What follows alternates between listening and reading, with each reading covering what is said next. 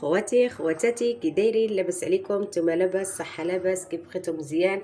لا الاموات ولا الخوت، ودخلوا القناه ديالي، عملوا لايك وعملوا الجرس. اللي باقي ما شاركش في القناه ديالي اشترك معايا. والعواشر مبروكه، داخله علينا بصحيحه يا ربي. رجعت نقدم معكم العسل اخواتي.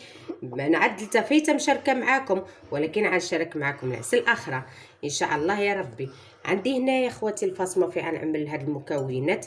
عندي هنا الزعتر، عندي معلقه اتاي، عندي هنا القرنفل، عندي هنا الحامضه اخواتي، عندي هنا قلب السكر اخواتي. كما كتشوفوا كنشد هاد القلب ديالنا كنعملوا له يطرد الماء. هانتوما اخواتي كنفسكوه يطرد الماء كنعملوه له.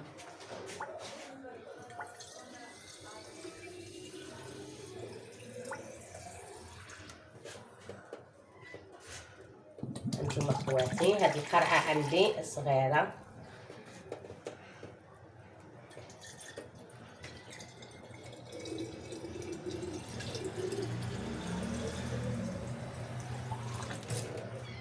هانتو اخواتي عندي يطرد الماء هنايا، هانتو يطرد الماء.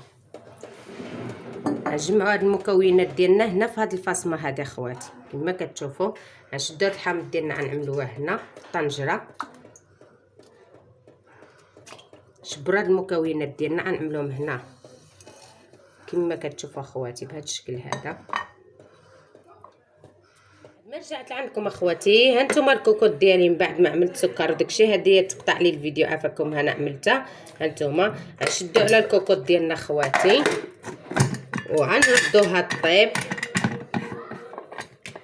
ديك الساعه هيداك نص، المهم ساعه اخواتي باش يطيب لنا العسل ديالي. وهرجع معاكم عندكم اخواتي. هانتوما العسل ديالي ها هي فوق البوطه، دابا غنطفي عليها تنغدا باش نوريكم الشكل ديالها كيف غتصبح. وسمحوا لي اخواتي ما قلت لكمش قبيله كتعملوا ضروري العود القرفه، نسيت ما شاركتوش معكم. هانتوما اخواتي، هانتو اخواتي غدا غنوريكم كيف صبحت العسل ديالي. وهانتوما كيف كيولي داك الحامض اللي عملنا هاد الشكل. وفي الصباح نوريكم كيف صبحت العسل ديالي ان شاء الله. رجعت عندكم اخواتي، هذه هي العسل ديالي من بعد ما طابت لي. هانتوما اخواتي انا نوريكم العسل ديالي كيف كتجي. هانتو اخواتي كتجي مزيونه وثقيله اخواتي كما كتشوفوا اخواتي. هانتوما العسل ديالي كيف كتجي، خصها تكون كتطلق الخيوطه هيدا بهذا الشكل هذا.